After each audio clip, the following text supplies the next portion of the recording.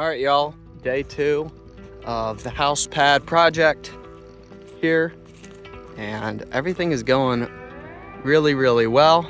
We brought 3 loads of water up to the house pad and been spraying it down while they're bringing in more fill. So as y'all can see, he's really good with dirt management, and he's putting all of the kind of trashier dirt that has like some roots and stuff in it around the house pad, and then the real high quality stuff right there in the middle, right where the house is gonna be. And the deeper he digs, the more clay rich soil that he's gonna be able to get and put in there. And it just kind of rinse and repeat. You know, you dump the load, he spreads it out, you water it, you know, he walks it in. The pond is taking shape. That tree's gonna come out, that tree's gonna come out, that tree's gonna come out, that tree's gonna come out, that's kind of like dead and rotten. Then that other tree's coming out. That big old boy right there, I told him to keep him because he's a good looking son of a gun right there. That little, there's a little cedar tree right there, we'll take him out here. This little clump of dead trees right here, we'll take that down too. We are gonna leave that big old oak tree, but all this area here is gonna be a big old pretty pond. And it's so crazy because they've been able to get so much dirt just because there was a hump in the landscape right here, like a big ridge. And then it went down into a creek. And he's pretty much totally flattened it out to like normal grade now. And now he's actually gonna probably be getting into some harder stuff. But yeah, it's coming along really good. We are it's about 3 or 4 o'clock on day 2. Pad's coming along well. I just had to cut down those 2 trees that were right there. They were a little bit too close to the house for my liking. So I just went ahead and pushed the branches into that brush pile, and then we saved the logs. They're over there. So it's all looking really good.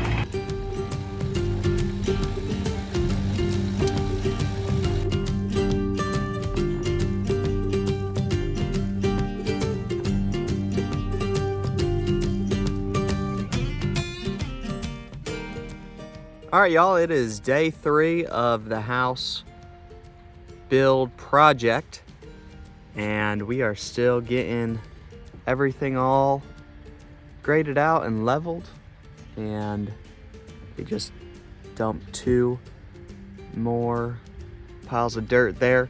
And y'all, as y'all can see there, especially if I zoom in, look at the color on that dirt right there. That is some good stuff. So that is very exciting. They are hitting some good old clay back there, which is great. So especially that pile there is some really good clay. So if I had to assume, it's going to be pushing that for the center part. But because he's done a really good job even with grading this and everything and getting all the dirt around the stakes there. Look at that. He's like barely tapped. Like he hasn't even tapped that one. He barely tapped that other one. They're still on the ground. It's pretty cool. I'm gonna be installing a full front porch. It'll come out from that stake. So you see that stake there? So it'll come out about 12 foot or 10 foot from the house, and it'll run 60 feet, the whole entire length of, especially on the front of the house. I definitely want a front porch, and then possibly maybe a small back porch or a full back porch. I don't know yet. So for those just tuning in, this is where the future pond for the back of this property is going to be. Every property needs to have at least 1 or 2 water sources on it, either in a well or a pond, preferably both. The beautiful thing about having a pond is that if ever a wildfire or anything broke out, you can do what we were doing in the first video, and you can pump out all that water into totes and go put out a fire if you needed to, or do any type of project with it. If you're getting it out of the well, you're gonna have to wait a long time. So, because that 3-inch pump filled up those 275 gallon IBC totes in about 3 minutes. So, or a little bit less than 3 minutes. So, can't do that with a well.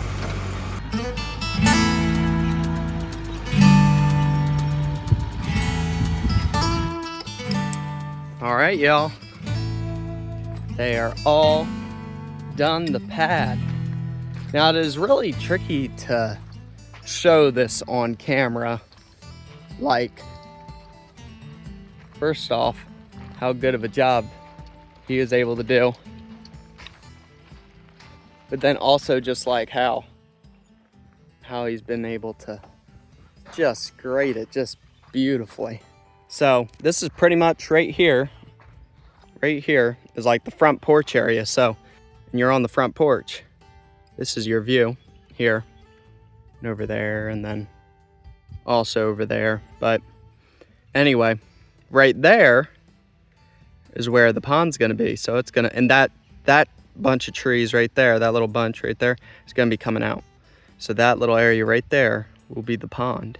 So this is what it looks like back here. Video just doesn't do it justice, but if you take a hard look, man, you can just see how flat that is right there. It is good. He got it within the inch, which is perfect for pier and beam. That is amazing. That makes our lives way more easier because there's a bunch of there's some hillbillies like the ones that built our house, the big house up front, and they barely did squat to making a pad or anything like that. They might have scraped a little bit of the junk off the top, but they put them blocks right on the dirt. And if you don't build on compact material, it is not going to be good. So he scraped everything off, all that organic matter, he scraped it off first, and then he put hard compact on top of that. So it's compact on top of compact, materials. And then all the way around the edges, like I was saying, is just some more sandy loam mixed in with some organics, Anyway, this stuff's crazy. This right here, he said when this stuff finally does get some water on it, it reacts so weird. It's kind of hard to describe, but it moves like a liquid. It's insane, but it's called sandy loam. It's the weirdest. It's like walking on water practically. Let me get in some thicker stuff. Watch this. Watch this. This is how they faked the moon landing right here, y'all. This is how they did it. One small step for mankind right here. They just slowed it down, This is the pond. He's gonna come get his dozer, but anyway, good Christian man. It's always awesome when you can find other Christians, real Christians in this country, and you can help support them and their family and what they do and what they believe. So anyway, now what we're gonna do is, he just gave me a price for finishing the pad and very generously used my dirt, which was so awesome, saved me a bunch of money. Then also, he didn't just booger bear it. He said sometimes guys will just come dig a big old hole and make it all sloppy. This, he said he would grade it all out, which he did, and made it look all real nice and everything like that. And anyway, now what he wants us to do is, which we're gonna be getting a skid steer here on Thursday or Friday, and we can clean up all around here, all around these trees and stuff like that, and then we can mark it out with flags where we want it, and then he can come back out with his transit everything, and then he was talking about where he would put the spillway and everything like that, and then he can give me a price for doing this pond. But for right now, it will be perfectly fine. It's not gonna erode or anything like that because it's nice and gradual. So that's awesome. Look at our crazy watermelon patch, y'all. There's some good looking watermelons right here. These were planted all by themselves right beside the chicken coop here. We got 3 good looking ones here. Here's another one. Shoot. Good looking too. They're so camouflaged. There's a big one back there. Yeah, there's a big one. Look at him hiding back there. It keeps threatening, y'all. It just keeps threatening with the rain, but anyway, gonna get after it today. All right, y'all, it is day 4 of the house project. We're gonna be having day 2, day 3, and now today, day 4, all in one video, just because day 2 and day 3 were pretty much a lot of the same. But today on the agenda is, what is it, James? Getting the footers prepped and ready for concrete. Yeah, so that's what we are going to be doing today. There are some people out there that don't know what certain people call it, post and beam. Other people call it, what I'm actually looking at is, does that look like snake to you? Where? Does that look like a snake track to you? Probably. That looks like a snake track to me. Right there, and then there's another one right over here too. That's a decent sized snake too. Yeah. That's a snake track right there. That's a pretty big snake. Yeah, that's not a small snake right there. That's what I love about about dirt roads. You can always tell so much about it. So anyway, yeah. So for those that are wondering what post and beam is, or pier and beam, around here, this area in Northeast Texas, they call it pier and beam. But post and beam, there's another trail. That's crazy. There's a bunch of snakes back here, dude. So anyway, yeah. So we're gonna be bringing y'all along, showing y'all that. Shoo.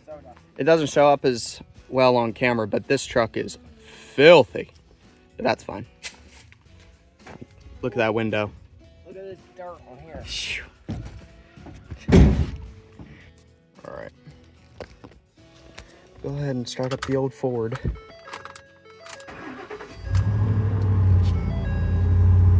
All right. She's a dusty mess in here. All right, they are out of the back of the truck, which is good. That was a lot of trash. We're gonna go ahead and go up front and throw away all that trash and debris. All right, here we go.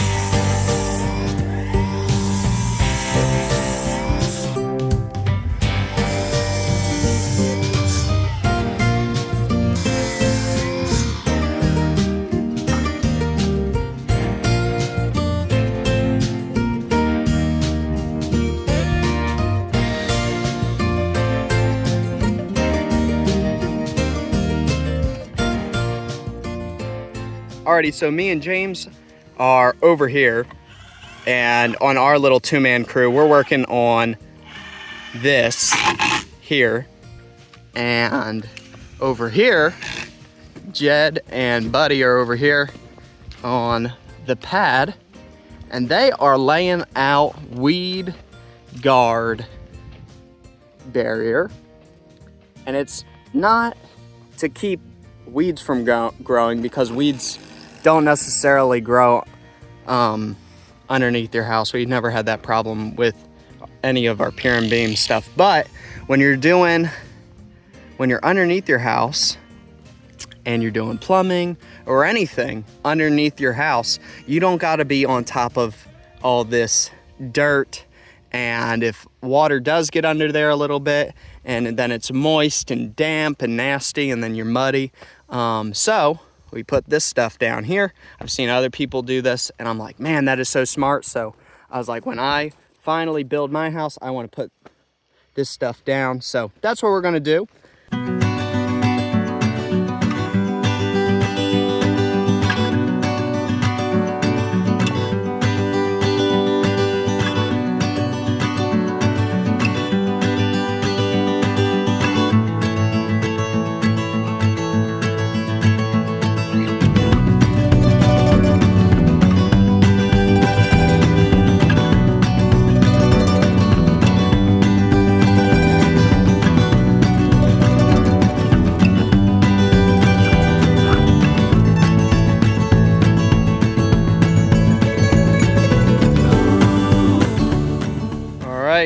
A-team up here has been doing a good job.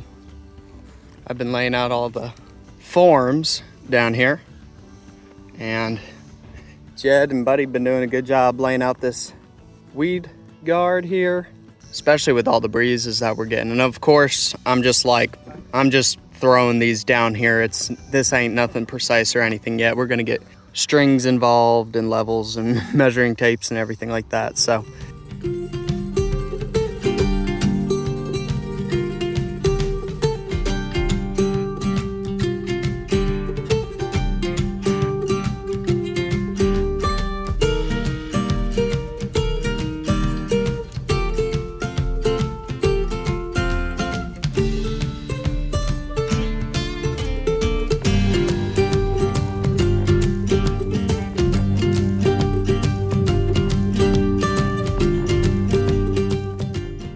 alrighty, y'all, it is day 5 of the house project, and it has been one doozy of a job here.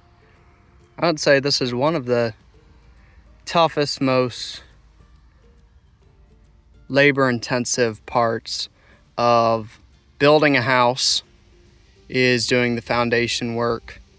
We did the foundation work on our off-grid shop, and it was quite the task. But since this is going to be a house and not just a shop, we want it to be done right.